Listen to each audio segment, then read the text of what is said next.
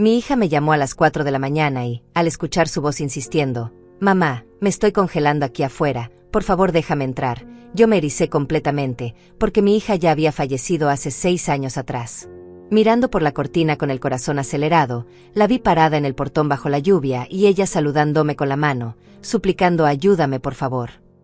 Pero déjenme explicarles cómo llegué a ese momento imposible, porque lo que viví esa madrugada cambió todo lo que yo creía saber sobre mi familia, sobre mi cordura, y sobre los límites entre los vivos y los muertos.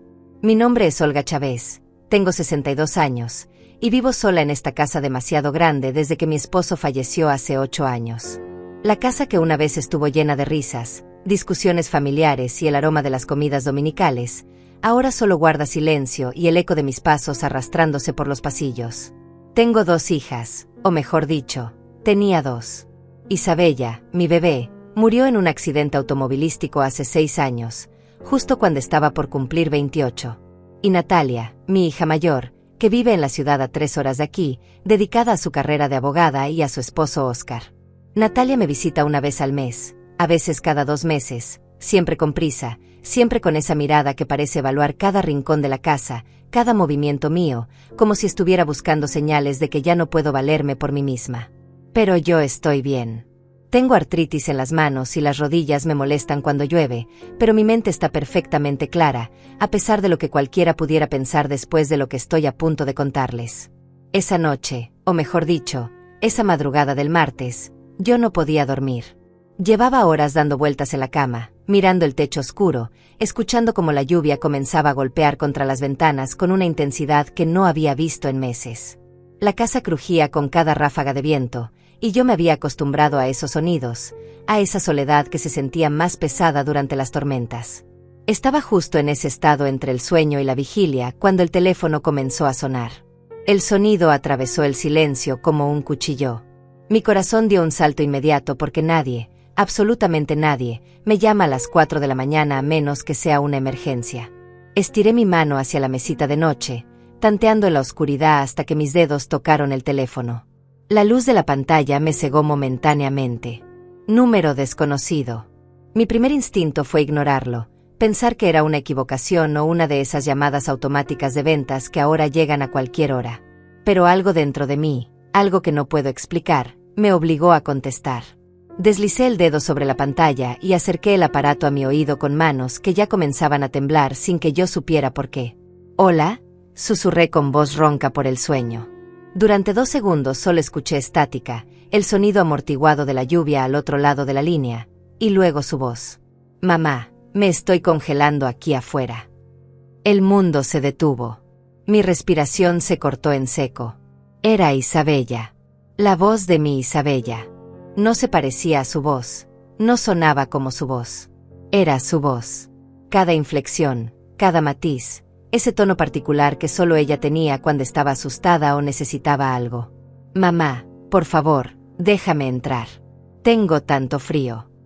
Las palabras salían entre sollozos ahogados, y yo podía escuchar perfectamente la lluvia cayendo con fuerza a su alrededor, como si realmente estuviera fuera, expuesta a la tormenta.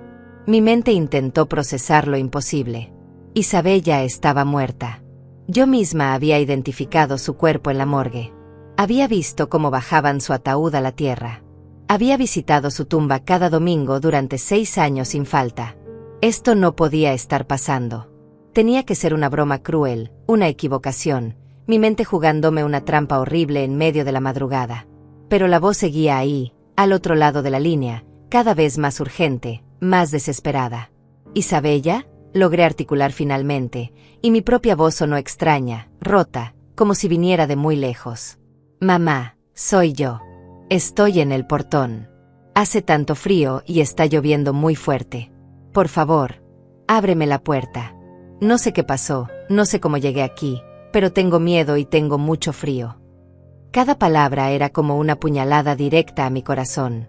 Quería creer que era real, que de alguna manera mi bebé había vuelto, que todo había sido una pesadilla horrible y ella realmente estaba ahí afuera, viva, necesitándome.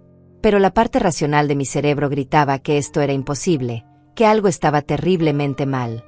Me levanté de la cama con movimientos torpes, las piernas temblando tanto que tuve que apoyarme en la pared para no caer. El teléfono seguía pegado a mi oído, y la voz de Isabella seguía suplicando.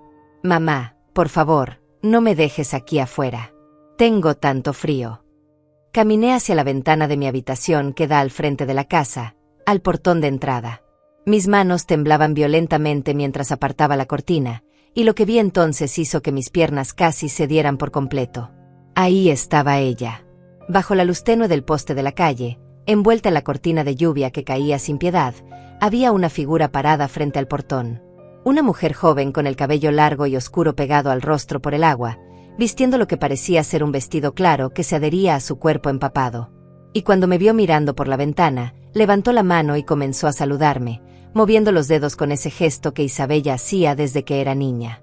«Ayúdame, por favor». Escuché su voz tanto por el teléfono como desde afuera, como si el sonido atravesara las paredes, la distancia, el tiempo mismo. Mi corazón latía tan fuerte que podía sentir cada pulsación en mi garganta, en mis sienes, en cada centímetro de mi cuerpo. Las lágrimas comenzaron a correr por mis mejillas, sin que pudiera controlarlas. Era ella. Lucía exactamente como la recordaba. El mismo rostro, la misma forma de pararse ligeramente inclinada hacia un lado, la misma manera de mover la mano. «Isabella, mi amor, ya voy, ya bajo», grité hacia la ventana, aunque sabía que probablemente no podía escucharme desde ahí. Pero cuando me dispuse a correr hacia la puerta, algo me detuvo. Un pensamiento frío y terrible se abrió paso entre la desesperación y la esperanza. Isabella estaba muerta. Yo había sostenido su mano fría en el hospital antes de que desconectaran las máquinas. Había visto cómo su pecho dejaba de moverse. Esto no podía ser real. Y sin embargo, ahí estaba esa figura bajo la lluvia, saludándome, llamándome mamá con la voz de mi hija. Si ustedes alguna vez han perdido a alguien que amaban con todo su ser, sabrán que hay un dolor que nunca se va, que solo aprendes a vivir con él, que se convierte en parte de ti como una segunda piel. Y sabrán también que hay momentos, especialmente la noche, en que darías cualquier cosa, lo que fuera, por tener a esa persona de vuelta aunque sea por un minuto más. Ese era exactamente el estado en el que me encontraba en ese momento. Desgarrada entre el deseo imposible de que fuera real y el terror de que algo estuviera terriblemente, horriblemente equivocado. «Voy a bajar, mi amor, espérame ahí», dije al teléfono con voz temblorosa, y la figura bajo la lluvia asintió, como si realmente pudiera escucharme. Colgué la llamada y me quedé ahí parada, aferrándome a la cortina, mirando cómo esa silueta se balanceaba ligeramente bajo la tormenta. La lluvia caía con tanta fuerza que casi la desdibujaba, como si fuera una imagen proyectada sobre el agua, no del todo sólida, no del todo real. Bajé las escaleras tan rápido como mi cuerpo me lo permitió, aferrándome al pasamanos con fuerza porque mis piernas temblaban tanto que temía caer y romperme el cuello en el intento. Cada escalón crujía bajo mis pies descalzos, y el sonido de la lluvia golpeando contra el techo se hacía más fuerte a medida que me acercaba a la planta baja. Mi mente era un torbellino de pensamientos contradictorios. Una parte de mí gritaba que corriera, que abriera esa puerta y abrazara a mi hija. La otra parte, la parte que había aprendido a vivir con la realidad brutal de su muerte, me advertía que algo andaba muy mal. Llegué al recibidor y mi mano se extendió hacia el interruptor de la luz, pero me detuve. No sé por qué, pero algo me dijo que no encendiera las luces todavía. Caminé hacia la puerta principal en la penumbra, iluminada apenas por el resplandor lejano de los postes de la calle que se filtraba a través de las cortinas. Mis dedos tocaron el pestillo de la puerta y me quedé congelada ahí, con la mano sobre el metal frío, debatiéndome internamente.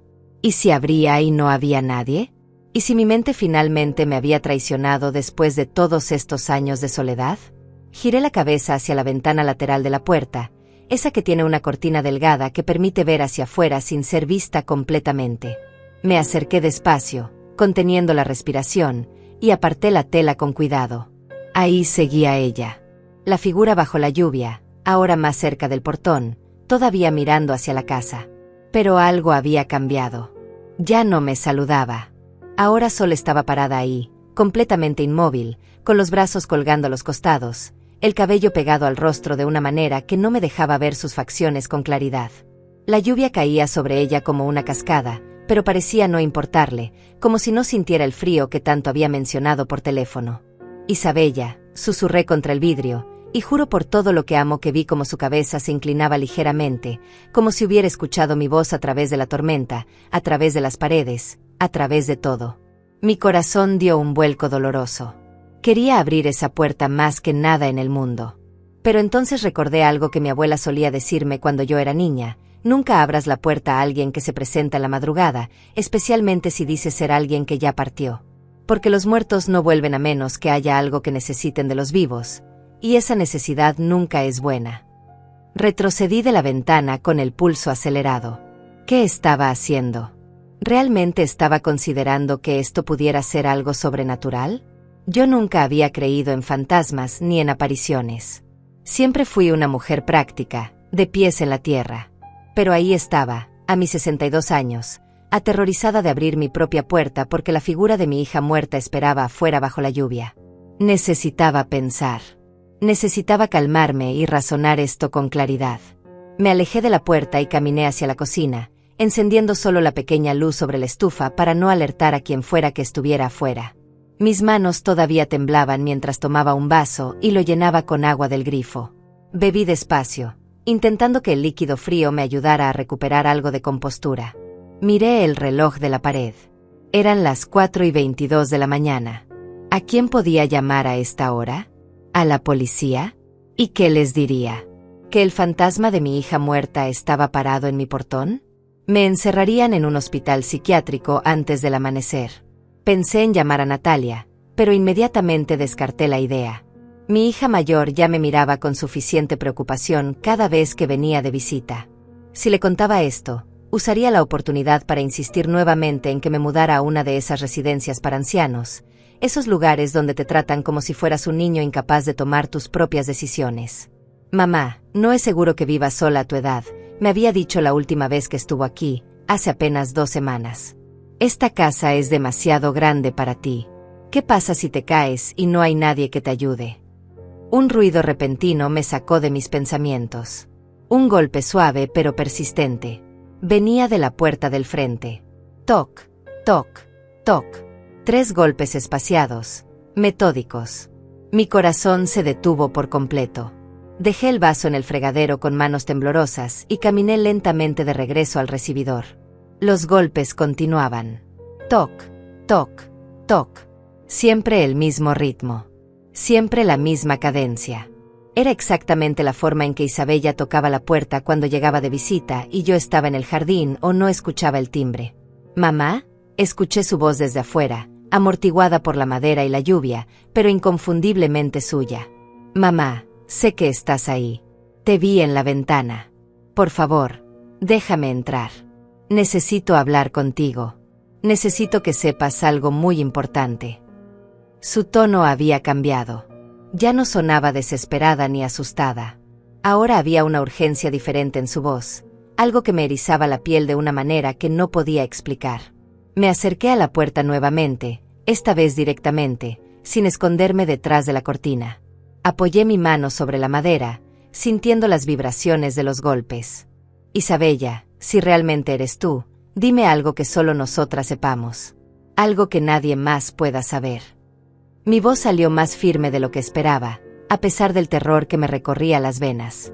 Hubo un silencio del otro lado, solo interrumpido por el constante tamborileo de la lluvia. Y entonces habló, y lo que dijo hizo que mis rodillas casi cedieran. «La tarde antes del accidente, yo vine a verte. Te traje pastel de chocolate, tu favorito, y nos sentamos en el jardín trasero aunque hacía frío.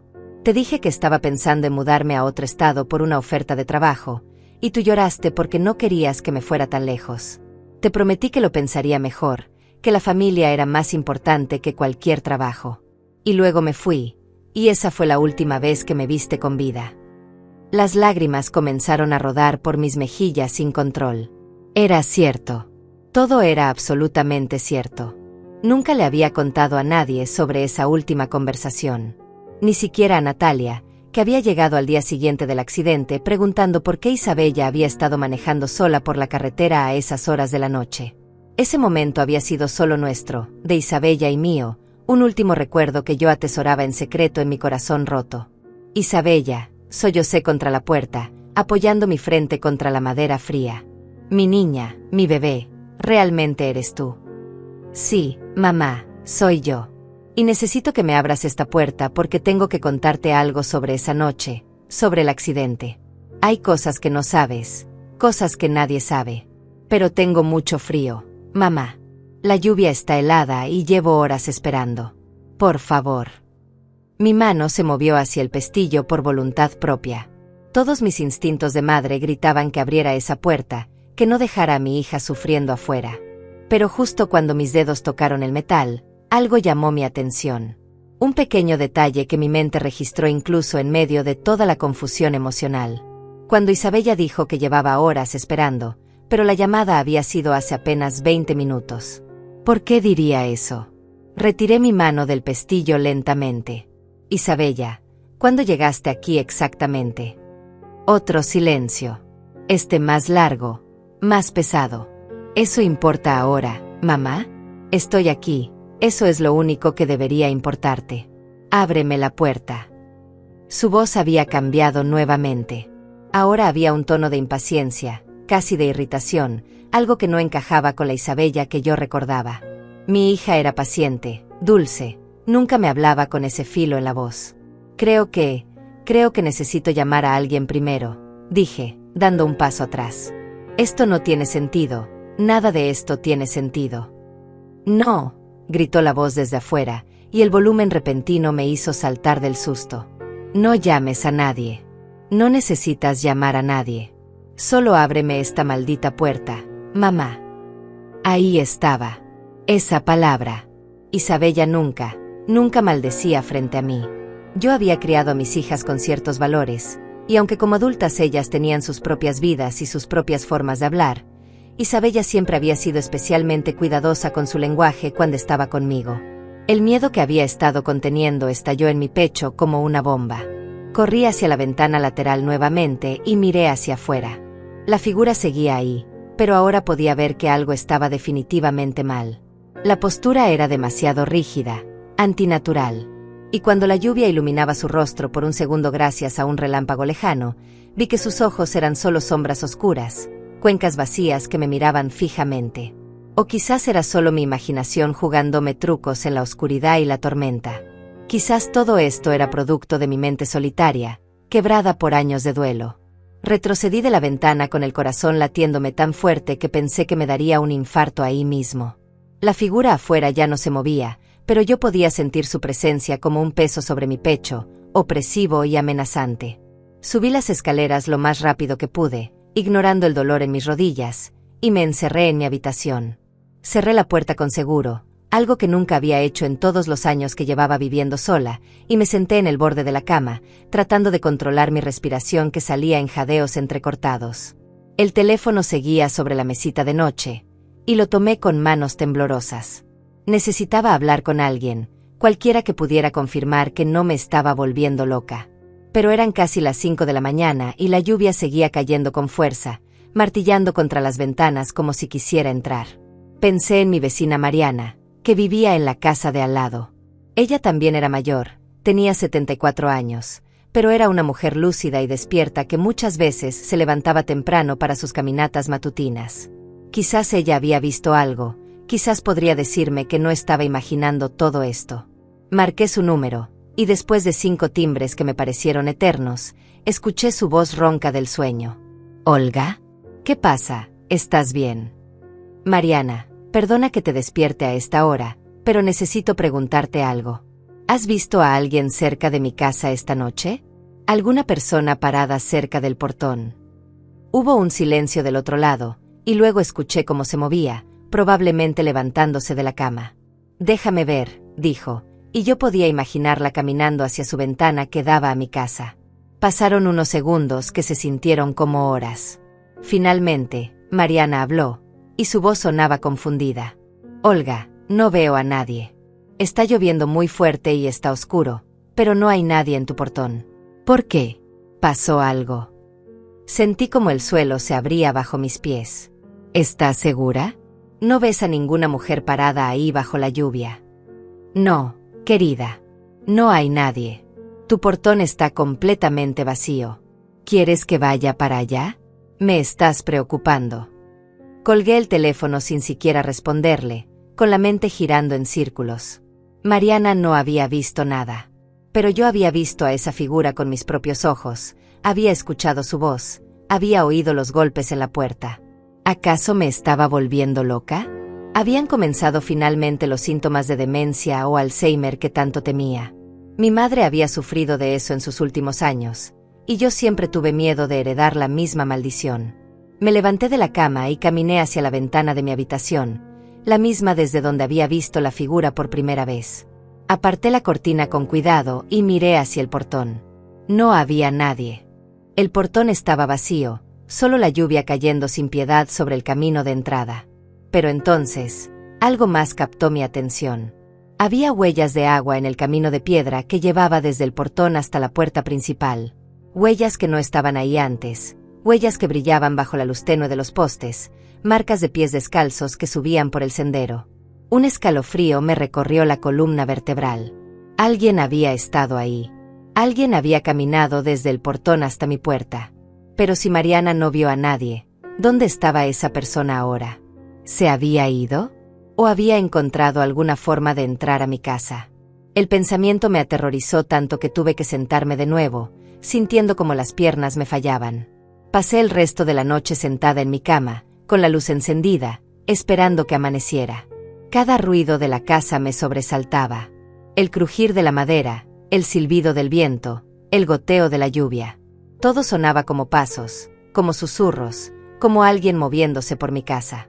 Cuando finalmente la luz gris del amanecer comenzó a filtrarse por las ventanas, bajé las escaleras con cuidado, revisando cada rincón, cada habitación. Todo parecía estar en su lugar. Nada había sido movido. Nada estaba fuera de lo normal. Excepto por una cosa. Cuando llegué a la sala de estar, me quedé paralizada. Sobre la mesita de café, perfectamente colocado en el centro, había un objeto que no estaba ahí cuando subí a acostarme la noche anterior. Era la pulsera de Isabella.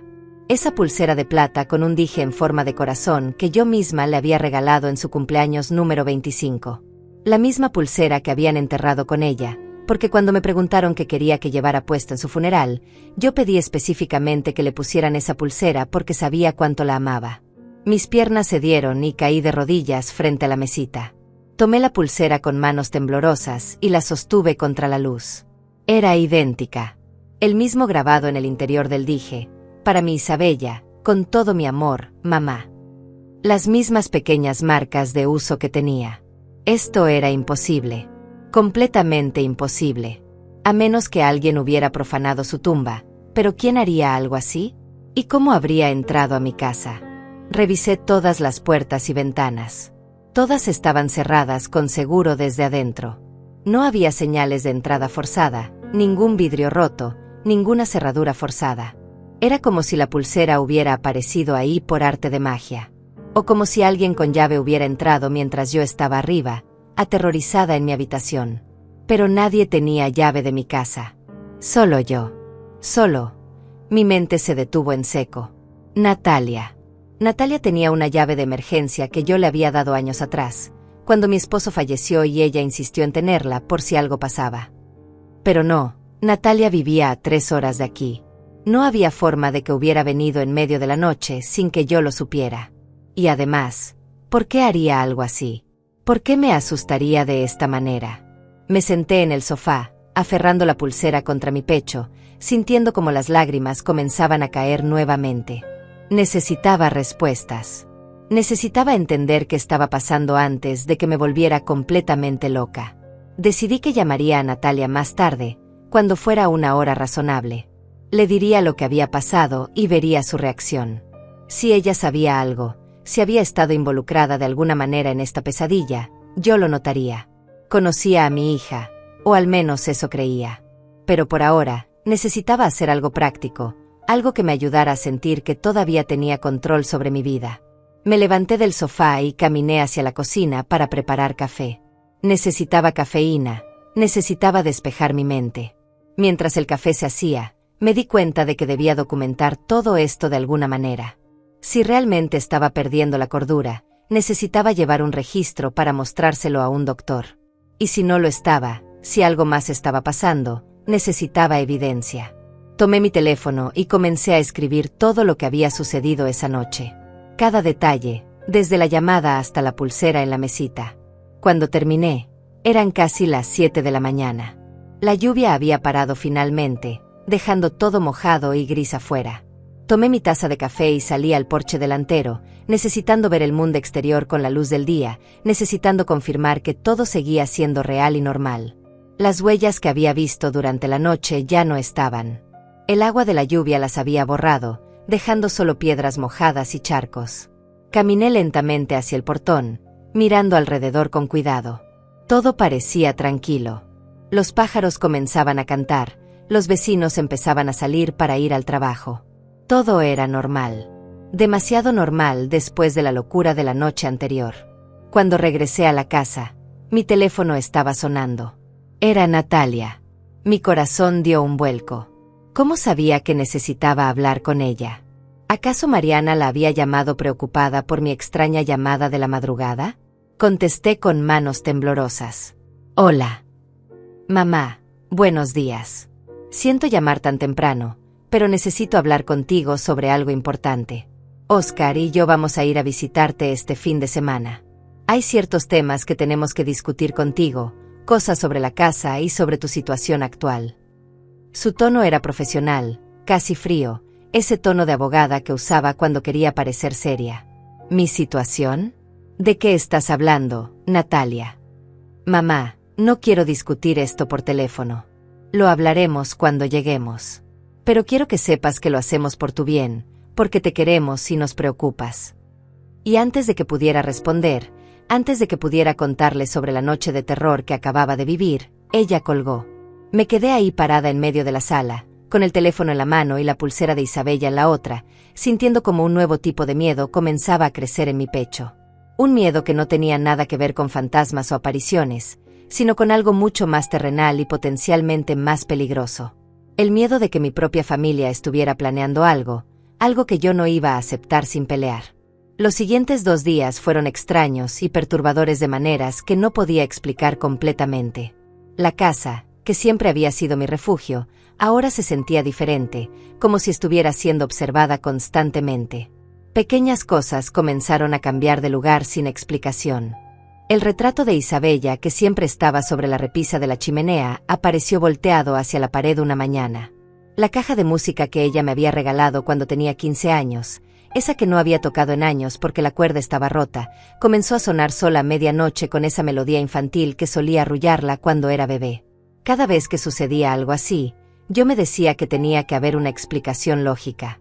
Que tal vez yo misma había movido las cosas y no lo recordaba, que quizás la caja de música se había activado por alguna vibración o cambio de temperatura. Pero en el fondo de mi corazón, sabía que algo estaba profundamente mal. Y la pulsera de Isabella, esa maldita pulsera que debería estar enterrada con ella, seguía sobre mi mesita de noche como un recordatorio constante de que lo imposible había entrado en mi vida. El viernes por la tarde, Natalia llegó con su esposo Oscar. Los vi estacionarse en la entrada desde la ventana de la sala, y algo en la forma en que se miraron entre ellos antes de bajar del auto me puso nerviosa. Oscar llevaba un maletín, lo cual era extraño porque nunca traía trabajo cuando venían de visita. Y Natalia tenía esa expresión seria, casi fría, que usaba cuando estaba a punto de dar malas noticias a algún cliente. Abrí la puerta antes de que tocaran, forzando una sonrisa que no sentía. Hola, mi amor. Oscar, qué gusto verte. Natalia me dio un beso en la mejilla que se sintió mecánico, sin calidez. Hola, mamá. ¿Cómo has estado? Bien, bien, mentí, sin saber si debía contarle sobre los eventos de los últimos días. Algo en la energía que traían me decía que debía mantener la boca cerrada por ahora. Pasamos a la sala y Oscar inmediatamente comenzó a sacar papeles de su maletín. Era un hombre de 42 años, bien vestido siempre, con ese aire de superioridad que te hace sentir pequeño sin necesidad de decir una palabra. Trabajaba en bienes raíces y siempre estaba hablando de propiedades, inversiones y dinero. Nunca me había caído particularmente bien, pero era el esposo de mi hija y yo había aprendido a tolerarlo. Mamá, necesitamos hablar sobre tu futuro, comenzó Natalia, sentándose en el sillón frente a mí con las manos entrelazadas sobre su regazo. Oscar y yo hemos estado hablando, y creemos que ya no es seguro ni práctico que sigas viviendo sola en esta casa. Es demasiado grande para ti, el mantenimiento debe ser agotador, y a tu edad, cualquier accidente podría ser fatal. Sentí como mi espalda se ponía rígida. ¿De qué estás hablando? Yo estoy perfectamente bien aquí. Esta es mi casa. Oscar intervino, con esa voz profesional y condescendiente que tanto detestaba. Señora Olga, entendemos que esta casa tiene valor sentimental para usted, pero hay que ser realistas. Tiene 62 años, vive completamente sola, y según nos comentó Mariana, la otra noche la llamó a las 5 de la mañana preguntando por personas que no existían. Eso es preocupante. Mi sangre se heló. Mariana les había contado. Mi propia vecina, la única persona en quien había confiado, había ido con chismes a mi hija. Eso fue un malentendido, dije, tratando de mantener la calma. Tuve una pesadilla muy real y me confundí por un momento. Nada más. Mamá, Natalia suspiró con esa paciencia exagerada que usas con los niños pequeños. No es solo eso. Has estado muy sola desde que papá murió, y luego lo de Isabella te afectó más de lo que quieres admitir. Es normal que a cierta edad comiencen ciertos deterioros cognitivos. Las palabras cayeron sobre mí como piedras.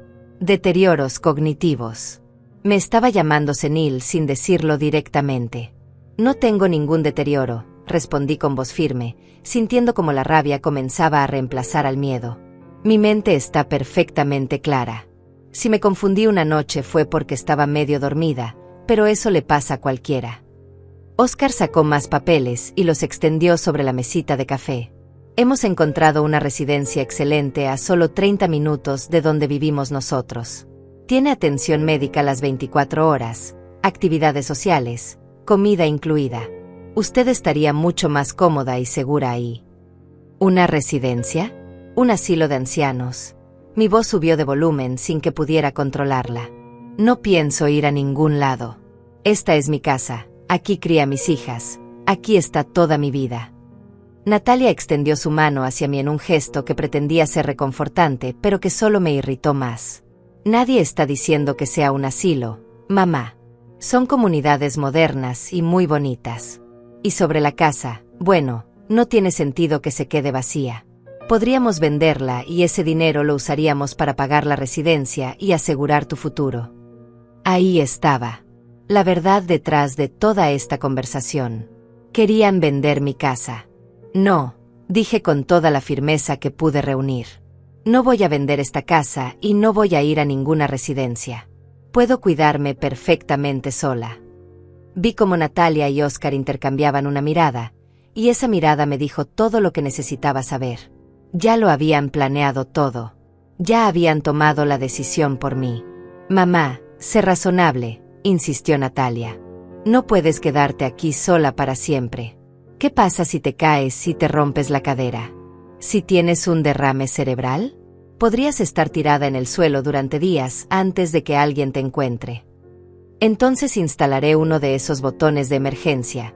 ¿Contrata qué? O contrataré a alguien que venga a ayudarme con la limpieza y el jardín. Pero no voy a abandonar mi hogar. Oscar cerró su maletín con un chasquido seco. Señora Olga, entiendo que esto es difícil de aceptar, pero necesita pensar también en nosotros. Natalia y yo tenemos planes para el futuro, planes que requieren cierta estabilidad financiera. Esta casa vale aproximadamente $350,000 en el mercado actual. Es mucho dinero que está simplemente ahí, sin ser aprovechado. Y ahí estaba la verdad desnuda y brutal. No les preocupaba mi bienestar. Les preocupaba el dinero.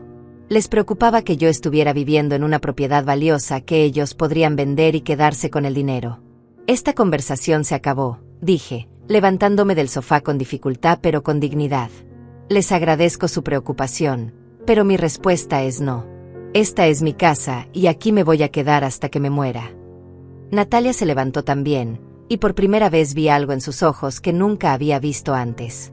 Algo frío, calculador. Mamá, realmente esperaba que fueras razonable sobre esto. Pero si no quieres cooperar, hay otras maneras de resolver la situación. ¿Estás amenazándome?, pregunté, incrédula. No es una amenaza, es un hecho. Si podemos demostrar que no eres capaz de cuidar de ti misma, que tu salud mental está deteriorada, podríamos obtener una tutela legal sobre ti. Y entonces nosotros podríamos tomar las decisiones necesarias para tu bienestar. El mundo se inclinó bajo mis pies. Mi propia hija estaba amenazando con quitarme mi autonomía, con declararme incompetente, con robarme mi vida. Fuera, susurré, y luego más fuerte, fuera de mi casa. Ahora. Natalia recogió su bolso con movimientos calmados, demasiado calmados. Está bien, mamá. Nos vamos. Pero piensa en lo que te dijimos. Y si sigues teniendo esos episodios nocturnos, esas llamadas a vecinos en la madrugada creyendo ver fantasmas, solo estarás probando nuestro punto. Se fueron sin decir más, dejándome sola en la sala con el corazón latiendo como tambor de guerra y las manos temblando de rabia e impotencia. Me dejé caer en el sofá, tratando de procesar lo que acababa de pasar. Mi hija, la hija que yo había criado con tanto amor, me estaba tratando como un estorbo, como un obstáculo entre ella y el dinero.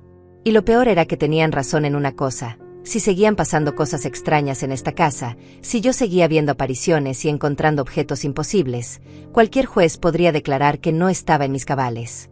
Esa noche no pude dormir. Me quedé en la sala con todas las luces encendidas, repasando una y otra vez la conversación con Natalia y Oscar. Cada palabra, cada mirada, cada gesto. Y mientras más lo pensaba, más piezas comenzaban a encajar de una manera que me aterrorizaba. Las cosas extrañas que habían estado pasando en mi casa, la llamada de Isabella, la pulsera, los objetos que se movían solos.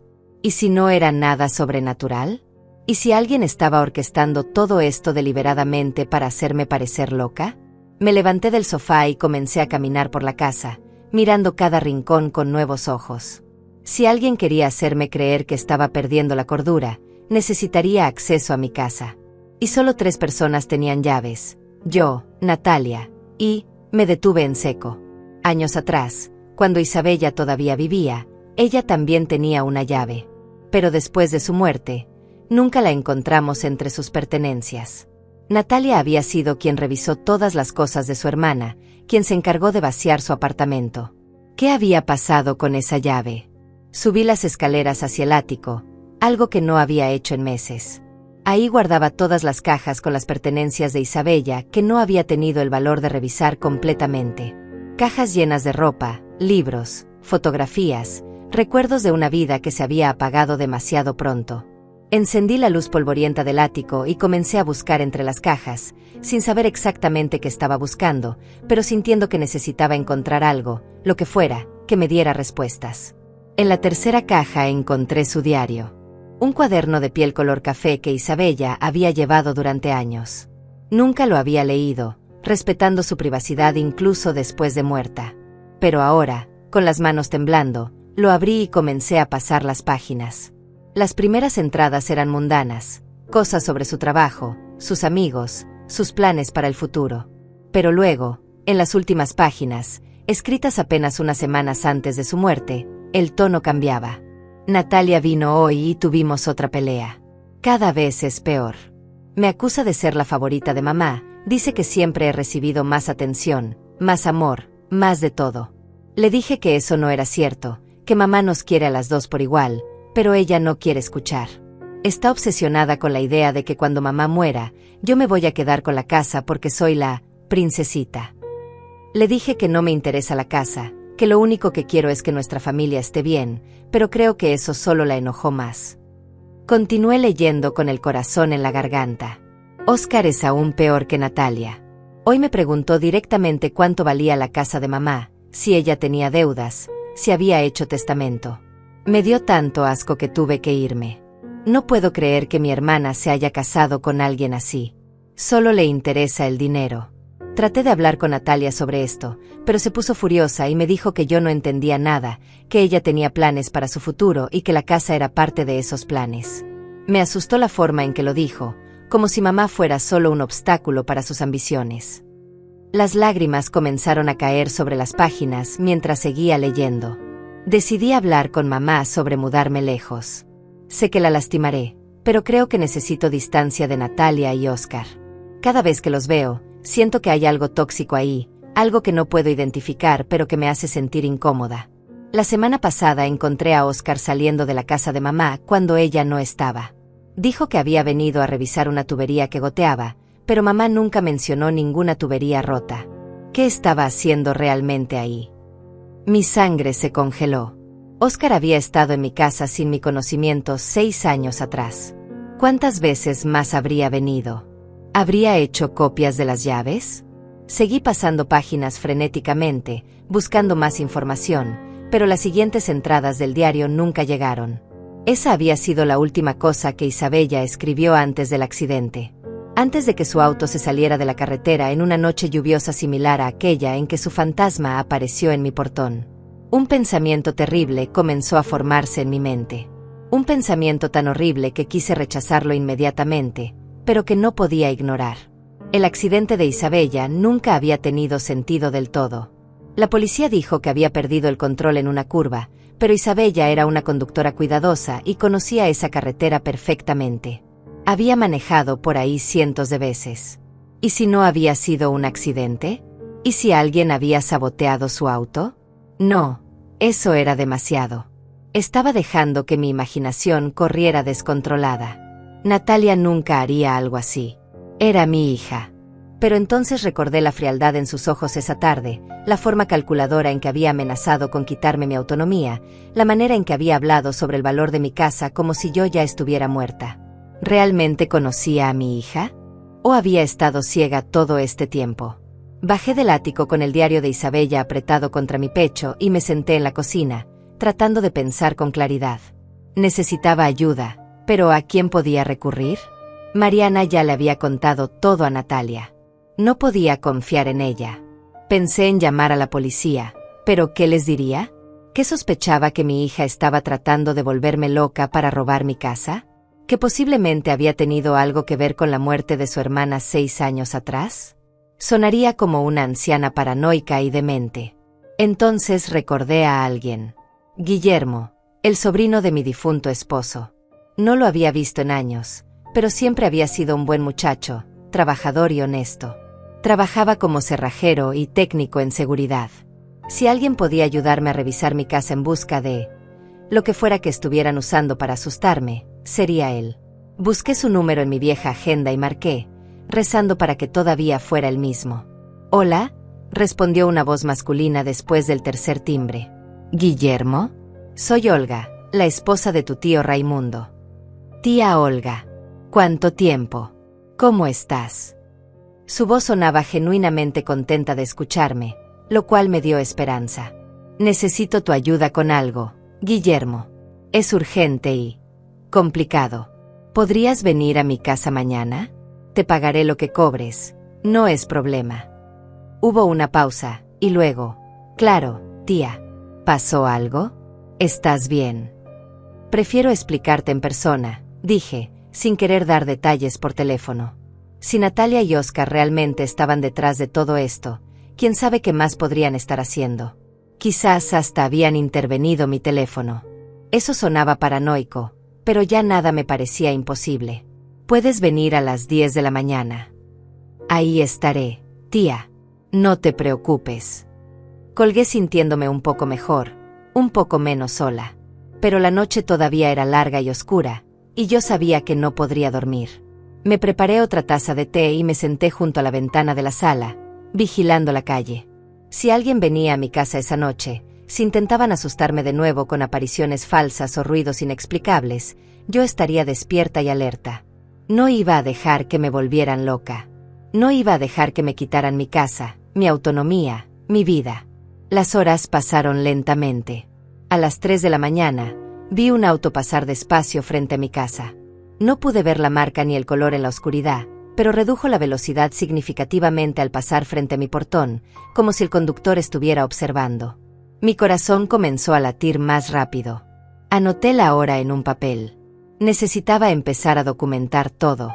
A las 4:30, justo cuando comenzaba a clarear el cielo, escuché un ruido en el jardín trasero. Un golpe suave, como si alguien hubiera tropezado con algo. Me levanté silenciosamente y caminé hacia la ventana de la cocina que daba al patio. En la penumbra del amanecer, vi una sombra moviéndose cerca del cobertizo. Alguien estaba ahí. Alguien estaba en mi propiedad. Tomé mi teléfono, lista para llamar a la policía, pero la figura desapareció entre los arbustos antes de que pudiera verla claramente. Cuando amaneció completamente, salí al jardín con cuidado. Había huellas en el lodo cerca del cobertizo, huellas de zapatos de hombre. Alguien había estado ahí definitivamente. Revisé el cobertizo y encontré que la cerradura había sido forzada. Dentro, todo parecía estar igual, pero entonces noté algo extraño. Había marcas recientes en el suelo, como si hubieran movido las cajas viejas que guardaba ahí. ¿Qué estaban buscando? ¿O qué habían escondido? Guillermo llegó puntual a las 10 de la mañana, conduciendo una camioneta blanca con el logo de su empresa de seguridad. Era un hombre de unos 35 años, alto y de aspecto confiable, con esa honestidad en los ojos que te hace saber inmediatamente que puedes confiar en alguien. Cuando le abrí la puerta, debí verme terrible porque su expresión cambió inmediatamente a una de preocupación. «Tía Olga, ¿qué pasó? Te ves agotada». Lo hice pasar y le serví café mientras le contaba todo. Absolutamente todo. La llamada de Isabella en medio de la noche, la figura bajo la lluvia, la pulsera que apareció misteriosamente, los objetos que se movían, la conversación con Natalia y Oscar, el diario de Isabella, las huellas en el jardín. Esperaba que me mirara como si estuviera loca, pero en cambio, él escuchó atentamente, tomando notas en un pequeño cuaderno. «Tía, esto suena a acoso sistemático», dijo finalmente, su voz seria y profesional. «Alguien está tratando deliberadamente de hacerte creer que estás perdiendo la razón. Lo que me contaste sobre Natalia y su esposo tiene sentido. Si quieren declararte incompetente para obtener control sobre tus bienes, necesitan evidencia de que no estás bien mentalmente. ¿Y qué mejor evidencia que tú misma reportando ver fantasmas y experimentar eventos paranormales?» Sus palabras confirmaban mis peores sospechas, pero escucharlas en voz alta de alguien más las hacía aún más reales y aterradoras. «¿Puedes ayudarme a demostrarlo?», pregunté, sintiendo como las lágrimas amenazaban con salir de nuevo. «Claro que sí. Voy a revisar toda tu casa en busca de dispositivos de vigilancia, grabadoras, cualquier cosa que puedan estar usando. También revisaré las cerraduras para ver si han sido manipuladas y voy a instalar algunas cámaras de seguridad que solo tú y yo sabremos que están ahí.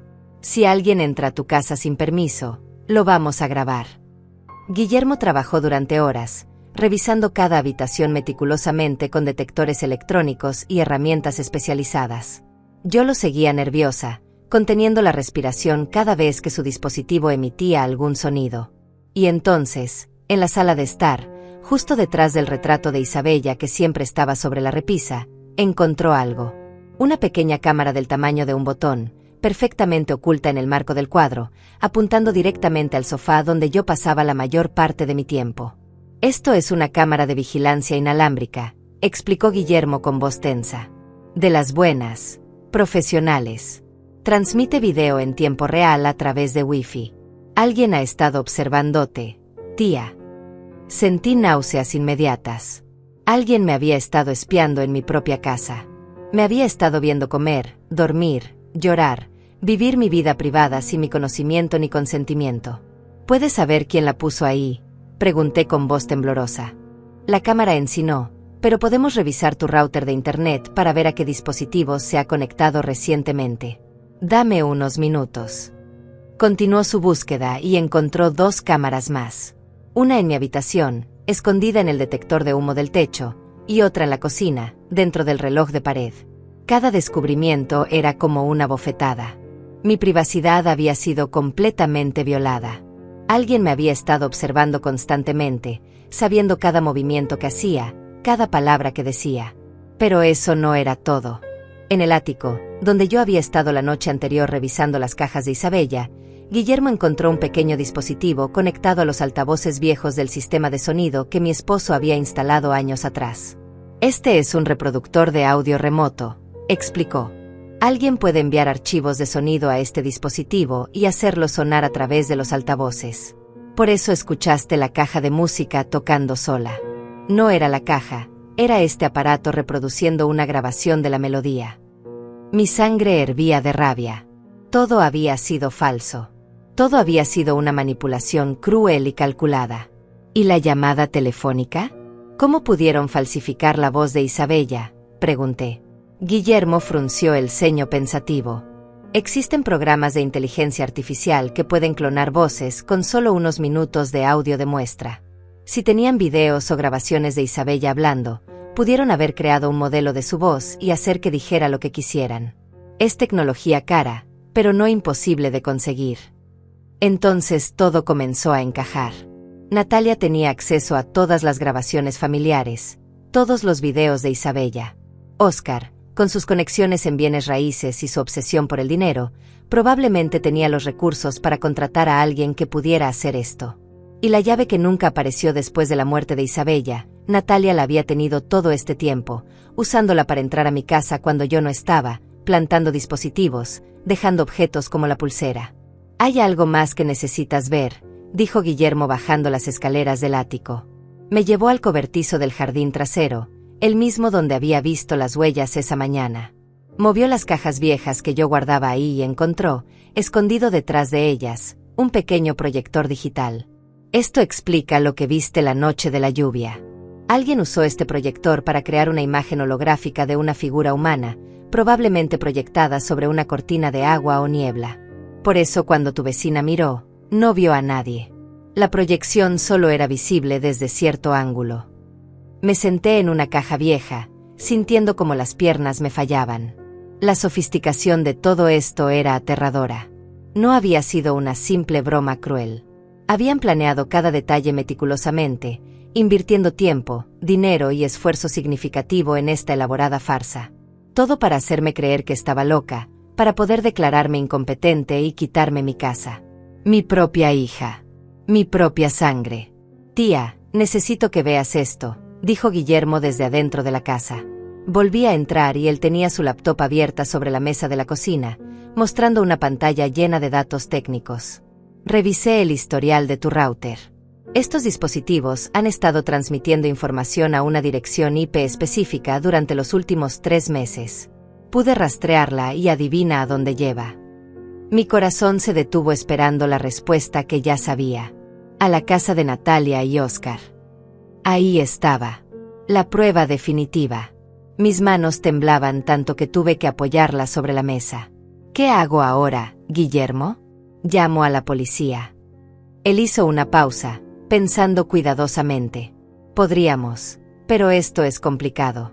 Legalmente, necesitamos evidencia más sólida.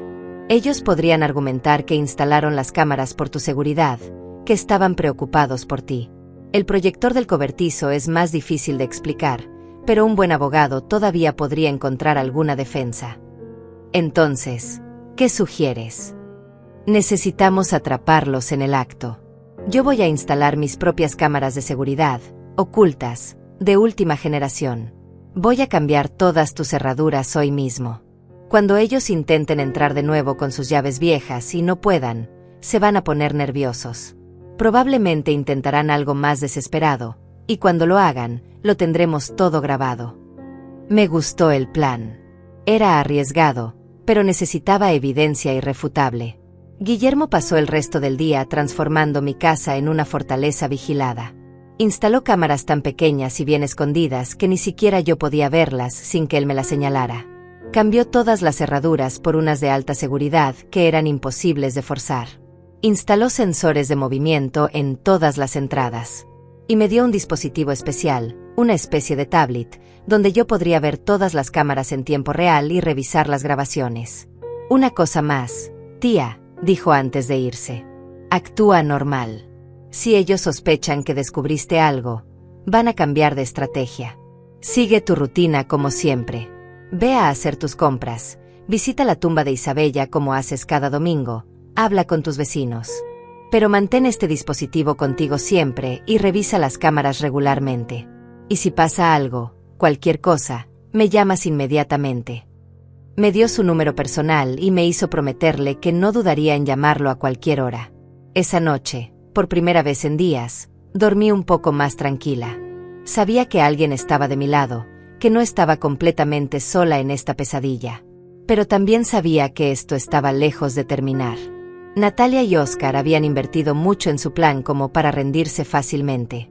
Cuando descubrieran que las cerraduras habían cambiado, Cuando las cámaras dejaran de transmitir porque Guillermo las había desconectado, se darían cuenta de que algo había cambiado. Y entonces, ¿qué harían? La respuesta llegó más rápido de lo que esperaba.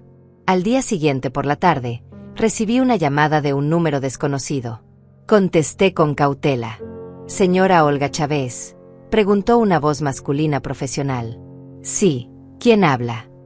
«Soy el doctor Jair Mendoza, psiquiatra».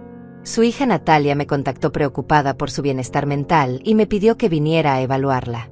Estaría disponible mañana a las 2 de la tarde para una consulta en su domicilio. Mi sangre se heló. Así que esa era su siguiente jugada. Traer a un psiquiatra para que me evaluara y probablemente me declarara mentalmente incompetente. Lo siento, doctor, pero yo no solicité ninguna evaluación y no consiento a ninguna. Entiendo su resistencia, señora Chávez, pero su hija tiene preocupaciones legítimas. Sería mejor que cooperara voluntariamente antes de que esto se convierta en un asunto legal más complicado. Colgué el teléfono con manos temblorosas y llamé inmediatamente a Guillermo. Están acelerando su plan, le dije, explicándole sobre el psiquiatra. Sabían que descubriste algo. El cambio de cerraduras, las cámaras que dejaron de funcionar. Se dieron cuenta y ahora están desesperados. La voz de Guillermo sonaba tensa al otro lado de la línea. Esto es bueno, tía. Cuando están desesperados, cometen errores. Necesito que hagas exactamente lo que te digo. Durante las siguientes horas, Guillermo y yo preparamos una trampa. Él contactó a un abogado de confianza, un hombre llamado Mauro Delgado que se especializaba en casos de abuso de ancianos y fraude familiar. Mauro vino a mi casa esa misma noche, revisó toda la evidencia que habíamos recopilado y su rostro se puso cada vez más serio. Señora Olga, esto es un caso clásico de explotación financiera de ancianos con elementos de acoso psicológico. Lo que su hija y su yerno están haciendo es criminal. Tenemos suficiente evidencia para presentar cargos, pero sería mejor si pudiéramos conseguir una confesión directa. Diseñamos un plan. Yo llamaría a Natalia y le diría que había reconsiderado su propuesta, que estaba dispuesta a hablar sobre mudarme a la residencia y vender la casa.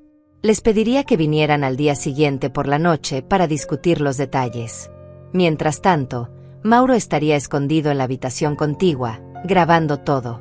Las cámaras de seguridad de Guillermo también estarían grabando desde múltiples ángulos. Y si todo salía como esperábamos, Natalia y Oscar, confiados en su victoria, dirían algo que los incriminaría definitivamente. Hice la llamada con el corazón latiendo como loco. «¿Natalia? Soy yo, mamá. Necesito hablar contigo». Su voz sonaba cautelosa al otro lado. «¿Qué pasa, mamá?» Tragué saliva, forzándome a sonar derrotada y cansada. «Tienes razón. He estado pensando en todo lo que dijiste y quizás sea hora de aceptar que ya no puedo seguir sola. Las cosas que he estado experimentando, los olvidos, las confusiones, me asustan. No quiero terminar como tu abuela, perdida en mi propia mente». Podía escuchar la satisfacción apenas contenida en su voz. «Me alegra que estés siendo razonable, mamá. Esto es lo mejor para todos. ¿Pueden venir mañana por la noche? Quisiera discutir los detalles, ver los papeles, entender cómo funcionaría todo esto de la residencia y la venta de la casa». Hubo una pausa, y luego, «Por supuesto. Estaremos ahí a las 8. Y mamá, tomaste la decisión correcta. Vas a ver que todo va a estar mejor así». Cuando colgué, me sentía sucia, como si hubiera traicionado algo fundamental al fingir debilidad ante ella. Pero Mauro me puso una mano reconfortante en el hombro. «Está haciendo lo correcto, señora Olga. Personas como su hija y su yerno solo paran cuando son expuestos y enfrentan consecuencias reales. Usted no está sola en esto». Esa noche revisé todo el diario de Isabella nuevamente, buscando más pistas sobre la relación entre mis dos hijas. Encontré una entrada que me partió el corazón.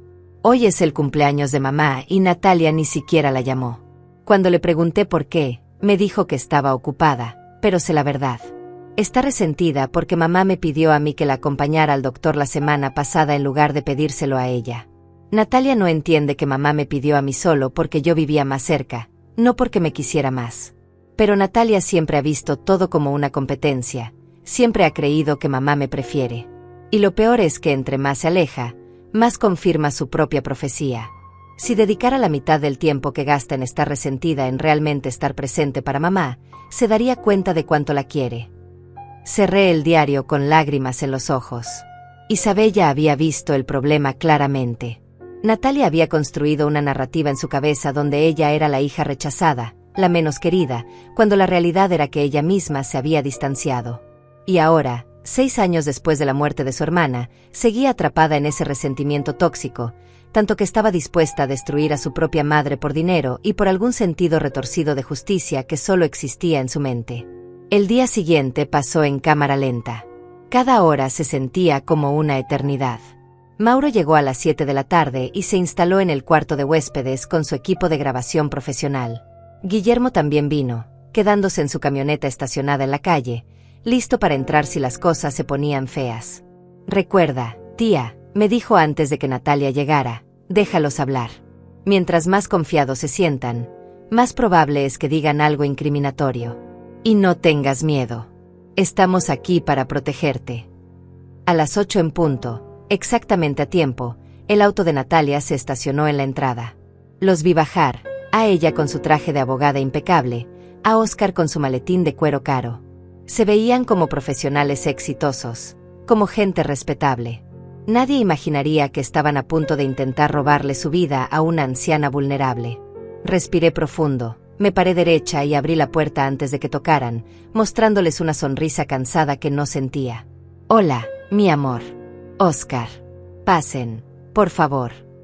Entraron con esa confianza de quien cree que ya ha ganado.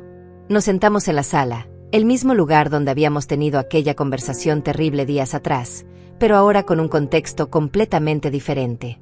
Oscar abrió su maletín y sacó una pila de documentos. «Señora Olga, nos alegra mucho que haya reconsiderado. Traje todos los papeles necesarios. Aquí está el contrato de la residencia, aquí los documentos para poner la casa en venta, y aquí un poder legal que nos permitiría manejar sus asuntos financieros». Tomé los documentos con manos que fingí temblorosas, aunque por dentro estaba perfectamente calmada, perfectamente alerta. «Es mucho papeleo», dije con voz débil. «¿Podrían explicarme exactamente qué estoy firmando?». Y entonces, como si hubieran estado esperando este momento durante meses, comenzaron a hablar. Y con cada palabra, cavaban su propia tumba. Natalia se inclinó hacia adelante con esa expresión que había perfeccionado, la que mezclaba preocupación falsa con impaciencia apenas contenida. «Mamá, estos documentos básicamente nos dan a Oscar y a mí la autoridad para tomar decisiones por ti. Ya sabes, sobre tu salud, tus finanzas, dónde vives. Todo lo que necesites porque, seamos honestas, ya no estás en condiciones de manejar estas cosas sola». Sus palabras eran como veneno envuelto en miel, y yo tuve que hacer un esfuerzo sobrehumano para no confrontarla inmediatamente. «¿Y la casa?», pregunté con voz temblorosa. «¿Qué pasará con ella?». Oscar sonrió, y había algo depredador en esa sonrisa. «La pondremos en el mercado inmediatamente. Como te dije la otra vez, vale aproximadamente $350,000, quizás más si encontramos al comprador correcto. Después de pagar la residencia por adelantado, que cuesta unos $60,000 anuales, el resto del dinero lo invertiremos sabiamente para asegurar tu futuro». «¿Lo invertirán ustedes?», pregunté, dejando que mi confusión pareciera genuina. «Bueno, sí», respondió Natalia con un tono que usarías con un niño pequeño. «Tú firmaste el poder legal, ¿recuerdas? Eso significa que nosotros manejamos todo. Es por tu bien, mamá. No tienes que preocuparte por nada nunca más». Miré los documentos, fingiendo leerlos mientras dejaba que el silencio se extendiera. Podía sentir su impaciencia creciendo. Finalmente, Oscar habló, y su tono había perdido algo de la falsa amabilidad. «Señora Olga, necesitamos que firme estos papeles esta noche. Ya hemos esperado suficiente y francamente, cada día que pasa usted está en riesgo viviendo sola aquí». «Es que no entiendo», dije, jugando mi papel perfectamente. «Si ustedes manejan el dinero de la casa, ¿cuánto recibiré yo exactamente?». Vi como Natalia y Oscar intercambiaban una mirada rápida, esa mirada que dice, «ten cuidado con lo que dices». Pero Oscar, confiado en su victoria inminente, cometió el error que estábamos esperando. Mire, para ser completamente honesto con usted, después de los costos legales, las comisiones de venta, los pagos de la residencia y algunos gastos que hemos tenido que hacer estos últimos meses preparando todo esto, probablemente no quede mucho. Pero eso no importa porque usted estará cuidada, alimentada, con un techo sobre su cabeza. ¿Qué más podría necesitar a su edad? Gastos que han tenido que hacer, repetí, fingiendo confusión. ¿Qué gastos? Natalia le lanzó a Oscar una mirada de advertencia, pero él ya había comenzado y su arrogancia no le permitió detenerse. Bueno, todo este proceso no ha sido gratis, señora Olga. Las consultas legales, los equipos que necesitamos para monitorear su seguridad estos últimos meses, los profesionales que contratamos para evaluar su condición. Todo eso cuesta dinero. Pero no se preocupe, lo descontaremos de la venta de la casa. Ahí estaba. Había admitido que habían gastado dinero monitoreándome, lo cual implicaba las cámaras y todo el sistema que habían instalado. Decidí presionar un poco más. ¿Monitorear mi seguridad? No entiendo de qué hablas, Oscar. Él se rió, un sonido condescendiente que me hizo apretar los puños debajo de la mesa. Vamos, señora Olga. Usted ha estado teniendo esos episodios, viendo cosas que no existen, escuchando voces. Necesitábamos asegurarnos de que estuviera segura. Por eso instalamos las cámaras. Natalia le puso una mano en el brazo, intentando callarlo, pero yo aproveché el momento. Instalaron cámaras en mi casa sin mi permiso. Era necesario, dijo Natalia rápidamente. Estábamos preocupados, mamá. Y resultó que teníamos razón en estar preocupados, ¿verdad? Las grabaciones mostraron comportamientos muy extraños de tu parte. Hablando sola, buscando cosas que no existen, llorando en medio de la noche. Todo eso ayudará cuando tengamos que demostrar legalmente que necesitas un tutor.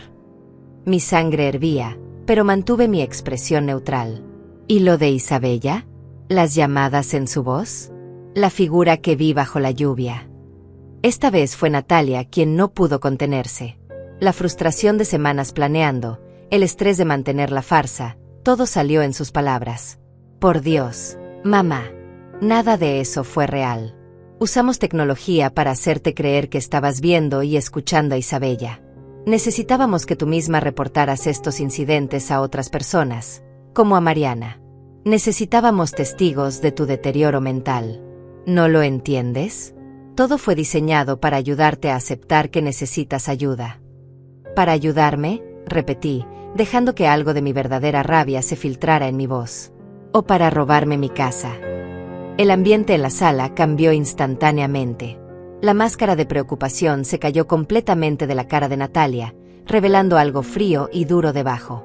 No seas dramática, mamá. Esta casa es demasiado para ti. Y seamos honestas, siempre quisiste más a Isabella que a mí. Ella era tu favorita, la perfecta, la que podía hacer lo que quisiera. Mientras yo trabajaba duro, estudiaba, trataba de impresionarte, tú solo tenías ojos para ella. Bueno, ella ya no está y yo sigo aquí.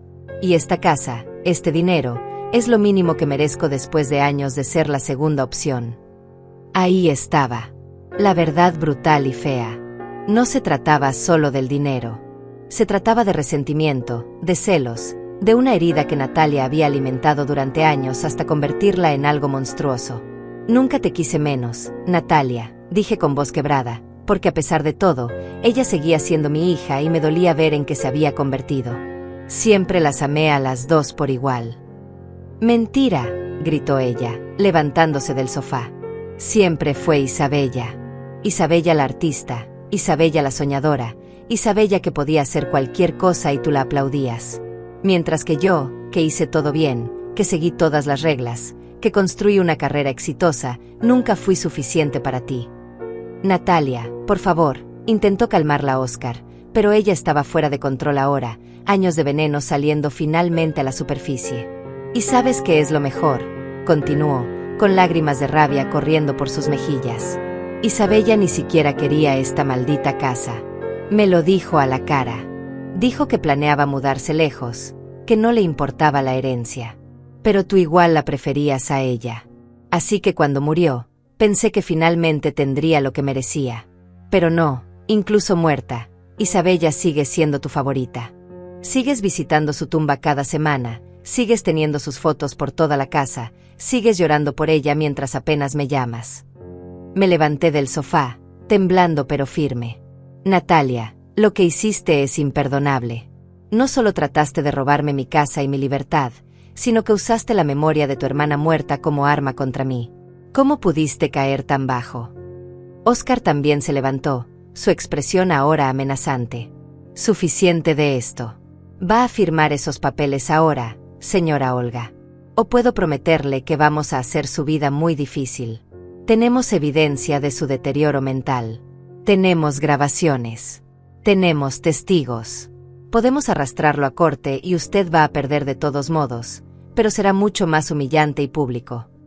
No lo creo, dije con voz tranquila, y presioné el botón de mi teléfono que había estado escondido en mi bolsillo. Era la señal para Mauro y Guillermo. La puerta del cuarto de huéspedes se abrió y Mauro salió con su grabadora. Al mismo tiempo, Guillermo entró por la puerta principal que había dejado sin seguro. Olga Chávez no va a firmar nada, dijo Mauro con voz autoritaria. Y ustedes dos acaban de confesar múltiples crímenes que he grabado completamente. La expresión de horror en el rostro de Natalia habría sido casi cómica si no fuera por lo trágico de toda la situación. Óscar intentó agarrar su maletín y dirigirse hacia la puerta, pero Guillermo le bloqueó el paso con su cuerpo imponente. No se muevan, dijo con voz firme. La policía ya está en camino. Había llamado a las autoridades 5 minutos antes, en cuanto Natalia comenzó a confesar todo. Mamá, espera, puedo explicar, comenzó Natalia con voz desesperada, toda su arrogancia evaporada en un instante. No fue como sonó. Yo solo estaba frustrada. No íbamos a hacerte daño realmente. Natalia, instalaste cámaras de vigilancia en mi casa sin mi consentimiento, dije con voz firme, toda la vulnerabilidad fingida desaparecida. Me acosaste psicológicamente usando la voz y la imagen de tu hermana muerta. Intentaste hacerme creer que estaba perdiendo la razón para poder declararme incompetente y robar mi propiedad. Y acabas de admitir todo frente a un abogado y con grabadoras funcionando. Mauro se acercó con su teléfono, mostrándoles la pantalla donde se reproducía la grabación de su confesión. Tenemos todo. El acoso psicológico, la instalación ilegal de dispositivos de vigilancia, el intento de fraude, la coerción, el abuso de ancianos. Cada palabra que dijeron está grabada con calidad perfecta. Y eso sin mencionar toda la evidencia física que encontramos en esta casa. Óscar se dejó caer en el sofá con la cara entre las manos. Esto va a arruinar todo. Mi licencia, mi negocio, todo. Deberían haber pensado en eso antes de intentar destruir la vida de una mujer de 62 años por $350,000, respondió Guillermo con disgusto evidente en su voz. ¿Saben cuántos ancianos sufren este tipo de abuso cada año? ¿Cuántos pierden sus casas, su autonomía, su dignidad porque sus propias familias los traicionan? Es repugnante. Las sirenas de la policía se escucharon acercándose por la calle. Natalia comenzó a llorar descontroladamente, un llanto que habría conmovido mi corazón hace apenas una semana. Pero ahora solo sentía un vacío frío donde antes había amor maternal. ¿Por qué, Natalia?, pregunté, necesitando escuchar una última vez. ¿Realmente valía la pena? El dinero, la casa, valían la pena destruir a tu propia madre. Ella me miró con ojos rojos e hinchados, y por un momento vi a la niña que había sido, a la hija que había criado con tanto amor. Yo solo quería lo que me correspondía, susurró. Toda mi vida he trabajado tan duro, he hecho todo correcto, y nunca fue suficiente. Isabella siempre fue la especial, incluso cuando no hacía nada extraordinario. Y cuando murió, pensé que finalmente sería mi turno. Pero no, seguías amándola más, seguías prefiriéndola incluso muerta. Natalia, yo las amaba a las dos igual, dije con voz quebrada. Pero el amor no es una competencia. No es un pastel que se divide en porciones desiguales. Podía amar a Isabella y amarte a ti al mismo tiempo, completamente, sin que una restara de la otra. El problema nunca fui yo. Fuiste tú, alimentando tu resentimiento, viendo rechazo donde solo había amor expresado de manera diferente. Los oficiales de policía entraron entonces, y Mauro les explicó rápidamente la situación, mostrándoles las grabaciones y la evidencia física que habíamos recopilado. Natalia y Oscar fueron arrestados esa misma noche. Los cargos incluían acoso, instalación ilegal de dispositivos de vigilancia, intento de fraude, coerción y abuso de ancianos. Mauro me aseguró que con toda la evidencia que teníamos, habría consecuencias reales. Natalia perdería su licencia de abogada. Oscar enfrentaría cargos criminales que podrían resultar en tiempo de prisión. Y yo tendría una orden de restricción que les prohibiría acercarse a mí o a mi propiedad. Los días siguientes fueron extrañamente tranquilos. La casa, que había sido un lugar de terror y paranoia durante semanas, finalmente se sentía como mi hogar nuevamente. Guillermo instaló un sistema de seguridad completo y legítimo, uno que solo yo controlaba. Mariana vino a disculparse, explicando que Natalia le había dicho que las preguntas sobre las apariciones eran parte de un monitoreo de salud solicitado por mí. Le perdoné, entendiendo que ella también había sido manipulada. Un mes después, recibí una carta de Natalia desde la cárcel donde esperaba su juicio. La abrí con manos temblorosas, sin saber qué esperar. Dentro había solo unas pocas líneas. Mamá, siento haberte hecho daño. No espero que me perdones, pero necesito que sepas que mi resentimiento era real, mi dolor era real, incluso si mi forma de manejarlo fue completamente equivocada. Pasaré años pagando por lo que hice, y es lo justo. Te quise, a mi manera retorcida. Siempre te quise. Natalia. Doblé la carta y la guardé en un cajón. Quizás algún día, años en el futuro, pudiera encontrar algo de perdón en mi corazón. Pero por ahora, necesitaba sanar. Necesitaba recuperar la paz que me habían robado. Esa tarde fui al cementerio, como hacía cada domingo, y me senté frente a la tumba de Isabella. Tu hermana intentó destruirme usando tu memoria, le dije a la lápida de mármol. Pero no lo logró. Sigo aquí, mi amor. Sigo fuerte. Mientras caminaba de regreso a mi auto, sentí algo que no había sentido en años. Paz. Verdadera paz. Ya no había fantasmas atormentándome, ni reales ni falsos. Ya no había familia tóxica manipulando mi vida. Era solo yo, una mujer de 62 años, dueña de su propia casa, dueña de su propia vida, dueña de su propio futuro. Y eso, después de todo lo que había pasado, era más de lo que muchos podían decir. Regresé a mi casa esa tarde y preparé té, sentándome en mi porche a ver el atardecer. Los pájaros cantaban, los vecinos saludaban al pasar. Todo era normal y hermoso en su simplicidad. Había perdido a una hija 2 veces, una a la muerte y otra a la traición. Pero no había perdido mi dignidad, mi autonomía, ni mi cordura. Y mientras el sol se ocultaba pintando el cielo de naranja y púrpura, supe con certeza que había ganado la batalla más importante de todas, la batalla por mi propia vida. Tomé un sorbo de té y sonreí. A pesar de todo el dolor, toda la traición, todo el miedo, seguía aquí. Y seguiría estando aquí, en mi casa, viviendo mi vida en mis propios términos, hasta el final. Porque eso era lo que Isabella habría querido. Y más importante aún, era lo que yo quería. Y finalmente, después de todos estos años, eso era lo único que realmente importaba.